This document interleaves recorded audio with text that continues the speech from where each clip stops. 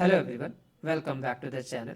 In this video, we will talk about one more optimization technique known as data skipping. Okay, 1 minute. Yeah, one more optimization technique known as data skipping. Now, as the name suggests, right, data skipping, where we can use it, right, first of all. Like where we generally utilize this optimization technique, how does it work, who provides this optimization technique, right? So first of all, who provides this optimization technique? Is it Spark or is it Delta, right? So this optimization technique is given by Delta table. Okay, it's not a Spark based optimization, it's a Delta based optimization.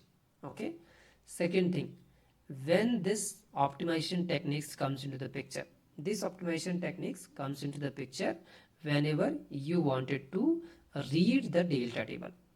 Okay, read Delta for subsequent processes, for your subsequent processes,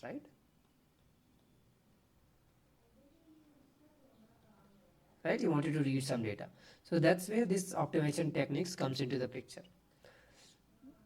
I mean, like, do we need to do some kind of configurations for this, or or is it by default given by the Databricks, or sorry, Delta table, right? It's a by default, right? But you can tweak it. We'll talk about it, how we can tweak it, right?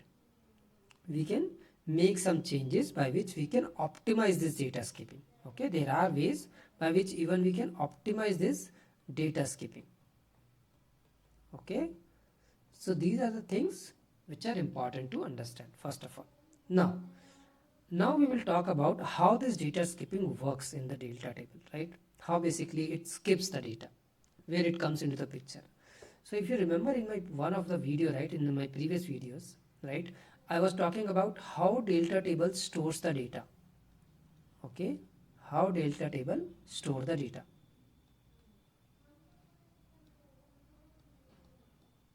Okay, and I discussed about, like, basically whenever you try to write something into Delta table, right, correct, it basically, what does it, let me show you directly. So what it does is, whenever you try to write something, right, in your Delta table, okay, let's talk about this one only. So what it does, it will create some logs, right, and these logs will contain some transactional, these are basically transactional logs. Okay, what these transactional logs contain, I have shown you, right, last time also, but we'll talk about it because the skipping is entirely based on these transactional logs. Okay, so basically how Delta table store the data, that's what matters here, right, in case of data skipping. Now, as I said, we will have transactional logs, right? So what is this transactional log? We understood that there are few files which are in the logs which will be created, right? But one is they, when they created, right? Let's try to understand that.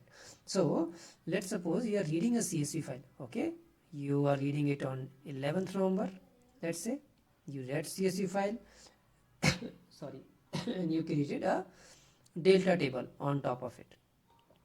Okay, now on 12th November, you again created a, you again read a CSV file, and you wrote in the, and you basically appended the data into same Delta table. Let's say A and append, simple append. I'm not talking about the cases. Okay, again on the 3rd November, again new file came, again you read and you wrote it into table A, again append. Okay, so each time when you are writing into the Delta table, it is basically creating the transactional log.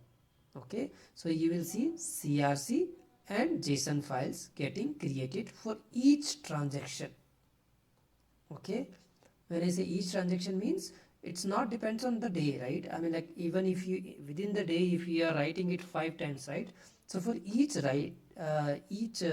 basically each transaction, it will create a CRS and JSON files. Okay, now I think you got an idea, like, what is transactional logs, right? Sorry, how the transactional logs are getting created, that we understood, right? Creation part of it, let's say it's a creation part, how it get created. Now what it contains, right? What transactional logs contain. Let's talk about it quickly. Okay, so transactional logs contains some information, right? What kind of information? Let me give you an example. Let's suppose on 11th November when you read the CSV file has this data. Okay, again on 12th November another CSV file came into the picture and it has this data. Okay, and then again on 13th September or 13th November again it received this data. So the first data is for 11th November, this is for 12th November, and this is for 13th November. So this is the actual data, not the transactional data. Okay, now let's talk about transactional log, what it will hold, right? The transactional logs, right? So for the first day, like for the 11th November, it will create a transactional log, something like this. Okay, so let's try to understand what it is.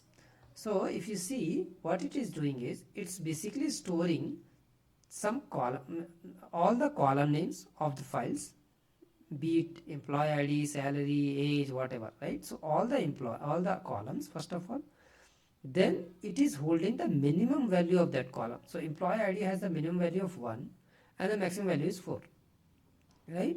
So if you see here, maximum is 4, right? Similarly, if you talk about salary, so salary is 10,000 and 15,000, sorry, my bad. Okay, so 10,000 and 15,000. So what it's doing is basically it is creating a mapping kind of thing for each of the column where it holds minimum and maximum values. Okay, this is one of the information in transaction log. It's not that the complete information. We have couple of other informations as well in the transactional logs. Okay, for that I would recommend you to go and watch my previous video, but just on a high level I can say all the file names will be stored, data count will be stored, right? Time will be stored, operation will be stored, right? So these all things will be stored there and more than that, right? Now similarly, what it will do, as soon as you write the other day of data, right, maybe 12th of data, right, again it will create 2 more files like CRC and JSON. Okay, in the JSON file you can see this, even in the CRC file you can see this information. Okay, both as far as I remember. Okay, so you will have this data. Okay, again employee ID for this file. Now for each file it is mapped. Okay, so for this file again minimum is 5, maximum is 8, right? Similarly the salary 21 13, you will have 21 13, right? So this is how basically it stores the transactional log. Okay, so this is what transactional logs basically contains. I can show you also, I'll show you also. Okay, so I hope you got the idea, right? What transactional log contains, how the data is stored, what are transactional logs, what kind of optimization technique it is, right? Now the last question comes into mind, right?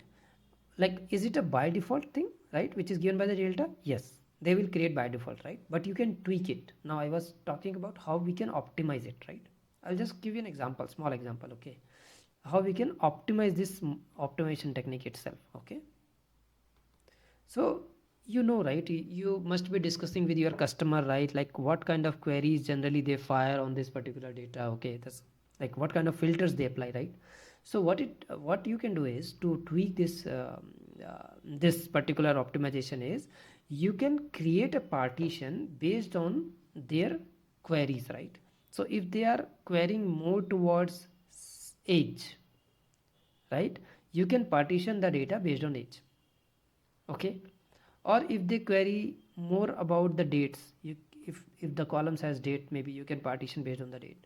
Or if they query based on the salary, you can partition based on the salary also, but it will create a lot of partition. Now you have to understand how you wanted to create it. Okay, and then maybe employee ID, right, whatever.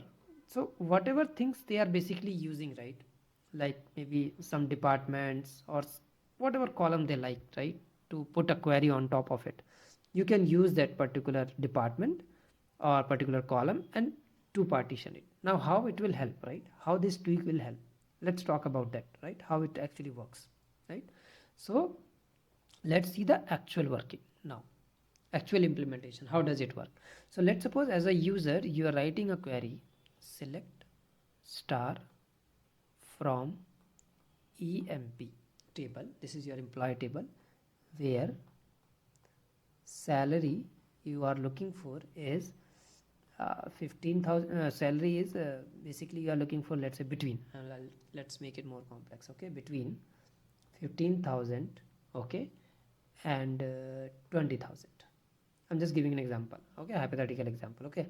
So this is the query you are writing, okay. Now for this query, let's suppose you executed this query. Now how this delta will work, right? It will go and check not the data but these transactional logs, because they are very small logs, right? It is easy to check them. So when they started checking, they found in the first file we have this data somewhat, see, 15,000, right? In the second one we also have this data, but in the third one it is completely out of the range, the one which we are looking for. So it's not gonna scan this file and it will skip this particular file for data searching, right? And this is how, instead of checking into 3 files, delta table will just check only these 2 files, right? I'm just giving an example, right? But in the real world you will have thousands of partitions, or maybe thousands of files, or many files, right? So obviously this skipping will help you there to skip unnecessary files which doesn't hold the data which you are looking for. And that's how this particular optimization helps you, okay. Now let's quickly check like what these files contains, where we can find this data, okay. So what I'll do, just open quickly data skipping, and this is the file, right? These are my sample files which I am keeping for this kind of demo. Then I'm reading one of the file, I'm creating a data frame out of it, okay. And then I'm selecting some of the countries and all. You don't need it, you can delete it, you don't want it, let's suppose, okay. And then since I wanted to write it into a delta table, I need to fix some column names, as I was discussing earlier also. So this is the function which we created. Then after fixing it, what I'm doing, okay, let's not take this one because I'm writing in Parquet. Will not write in Parquet, we'll write in delta basically, because it's a delta optimization technique and we don't need partition, also leave it, okay. So my bad, control set, yes. So what I'm doing a partition, I don't need it, let's suppose we'll not talk about partition. So what I'm doing, I have the data frame, I wanted to write it in a delta table, and let's create a folder, let's say 34, okay. Let's run it. So okay, what it says, invalid character, okay. I need to call that function, I didn't call the function, maybe this is the reason. So let's say df equal to fix column df, fine. Now let's run it. So once I will write in this particular table, right, 34, there should be some 34, we'll create one 34 kind of folder, and then in this folder you will see data skipping, partition by country, 34, right? So this is the name I have given, just don't worry about the name, but you see it is creating a delta log, right, for each of these reading, right? So one transaction, so this is the one transaction only, right? For one transaction we have crc and json. Now let's go and check crc and json file, what it holds, okay. So I'll just copy this path, it will help me to read it, okay. You can skip this, we don't need it, and this also you can skip these aggregate functions and all, yeah. So what I'm doing here, I'm reading this file, so I'll paste the path here, okay. And then inside delta log I'm checking my first crc file, let's say, okay. Let's run it, and we have the data.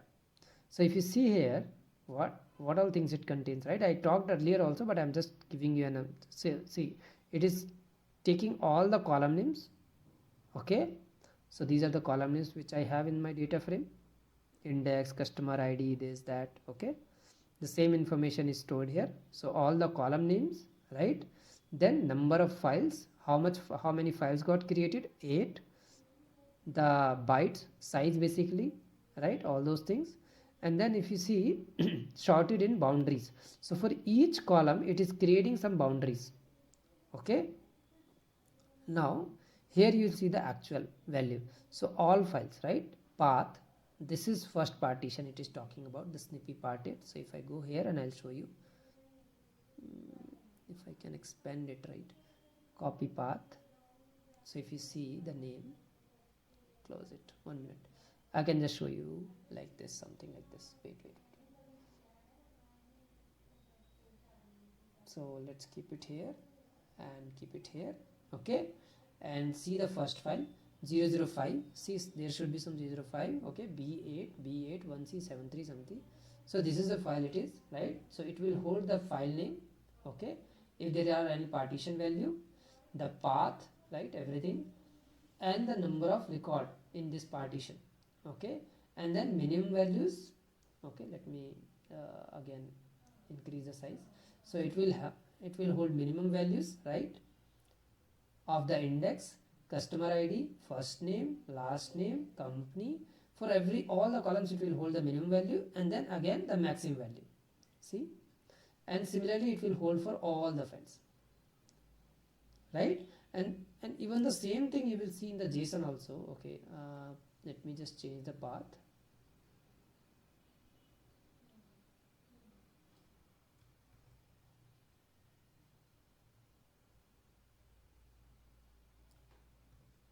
Okay, so if you go in the JSON file also, it will also hold same kind of value. Okay, almost same kind of value, but in some more things, right, they will be there. So it will hold in JSON file like the path again, right, the partition values, modification time, number of record, minimum values. Now these are the minimum values, and then the maximum values, right? And it will store for everything. It will create a new JSON, right? So this is how basically it store, and this is the metadata information, and this is commit information, like what kind of commit it is, like from which cluster, what is the isolation level, what kind of optimization you have done, number of row, bytes, and all those things, right? So all those informations you can get it from here, right? So if you see, more or less they both store the same kind of information, right? But this CRC will hold mostly the checksum information, which is minimum and maximum, and this will hold checksum information, the metadata information, as well as the commit informations, right? So this is the difference between both of the files, and I hope you got some understanding. So when delta table, whenever you try to read the delta table, it will actually scans these transactional logs, not the actual data. So once it will find the transactional log, okay, it will list all the file names, whatever it needs to scan for the data, it will go scan it and give you the required output. So I hope you will get some idea. I hope this video will be helpful for you guys. Thank you. Thanks for watching this video.